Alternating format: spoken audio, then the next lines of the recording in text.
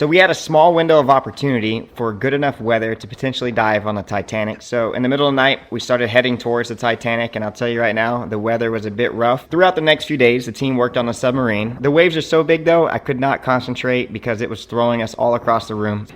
Michelle!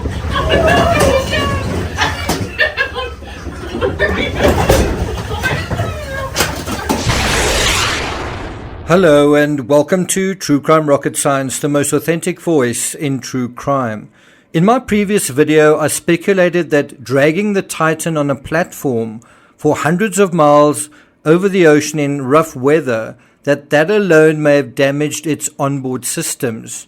Now we have not only confirmation that this was how Titan was conveyed to the site, but also that the weather was rough, extremely rough, and that the systems on Mission 3, the one that preceded the fateful mission, were already flawed. There were already issues. There were already failures.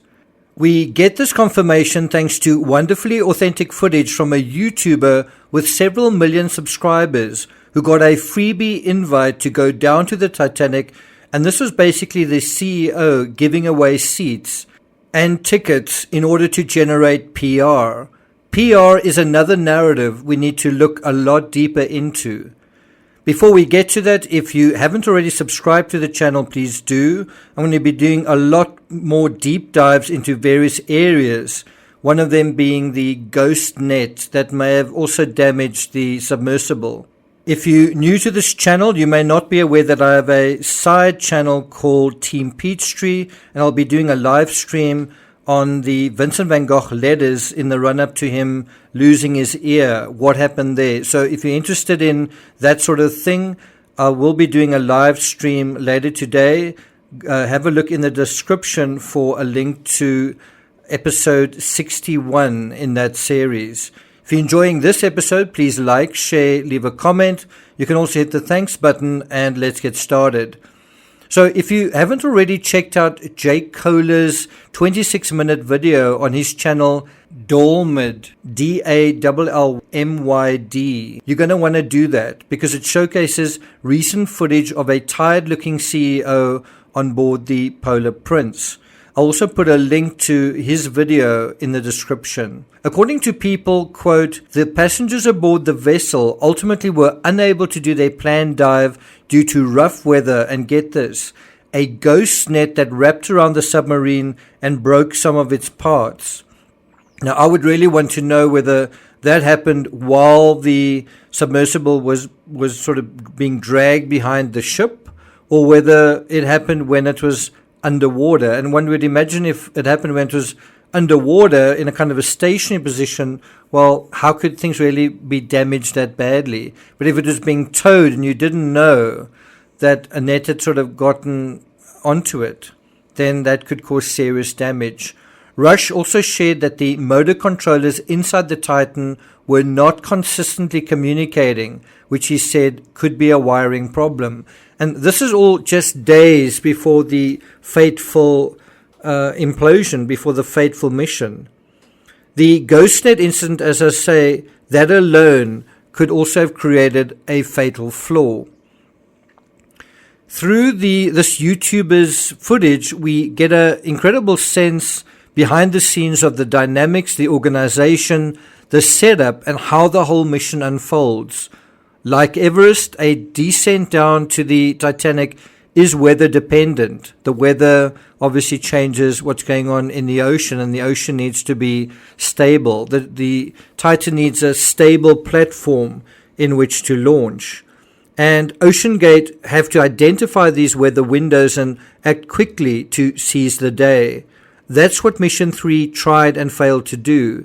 The weather seemed promising, but then it closed in, and it got worse and worse, and the mission was eventually scrubbed. What's also fascinating is Kohler's footage showing him climbing inside the Titan's cylinder, removing his shoes, and then the capsule is slowly sealed. And these images are obviously courtesy of his YouTube channel. It looks and feels very much like it is, or was, for the 5 who lost their lives, being sealed, trapped inside a metal coffin. Well, if only it was all metal. Using experimental carbon fiber, which is brittle in these tough conditions, not only rough but freezing, must have had some impact in aggravating those flaws. One's also got to wonder, if you had an all-titanium sphere, super strong obviously, would you have had some of these same dilemmas that this and issues and troubles that this more fragile craft faced? Also, if you had the budget for a more expensive sphere, would you not also have had the budget to carry the sphere, carry the submersible safely on board a bigger ship? One thing you notice in the YouTuber's footage is when the Titan is tipped into the water, there's a rough and tumble moment when the crew fall on top of one another. Remember, there are no seats or seat belts inside the submersible. Kohler's footage also confirms our worst fears, that even in an easy dive on a calm day, sort of within a protected bay, the carbon fiber vessel still had technical problems. So much so, a diver had to go down and sign to them, kind of using sign language underwater, through the window. Not only that, the submersible never actually left the platform.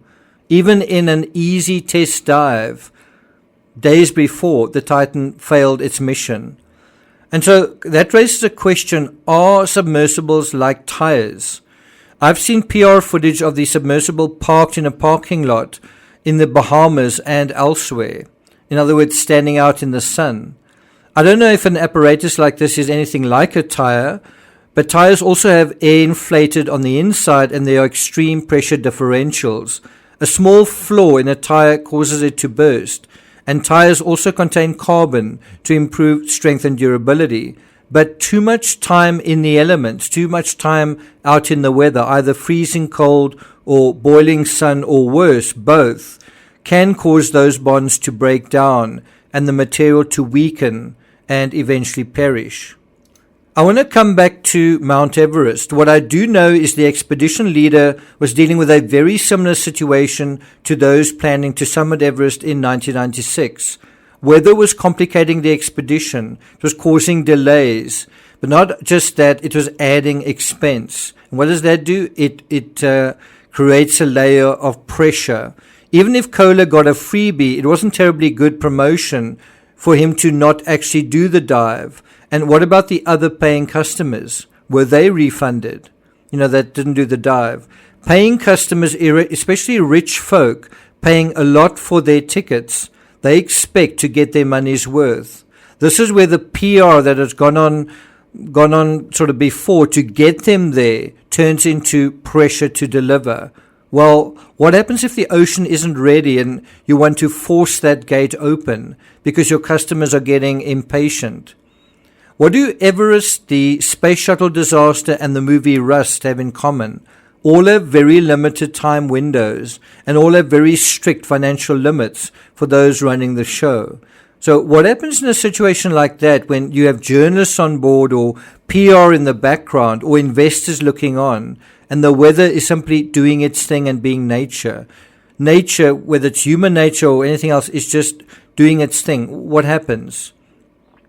I think if Stockton Rush was usually mild-mannered, meticulous, and patient, a series of unscheduled delays caused by a capricious and unpredictable ocean, just like a capricious and unpredictable mountain, can turn even the best laid plans, even the most mild-mannered, patient explorer, it can turn that into a pressure situation and eventually a rush to launch and to also to cash in your chips. If you think about it, those delays are inevitable, but what they do, especially when finances are being drained, is test human patience to breaking point. So can we really blame the weather in a situation like this?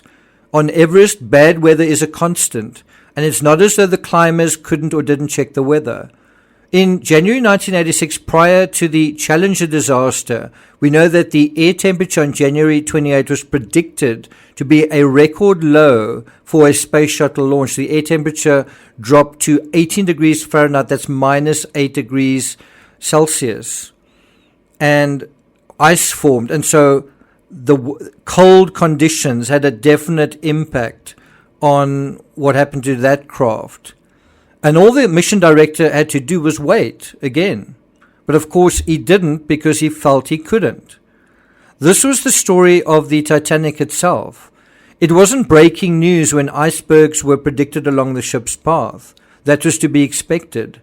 So on the question of weather versus human error, what the weather does is it exposes human weakness, impatience, greed, and ego and hubris do the rest.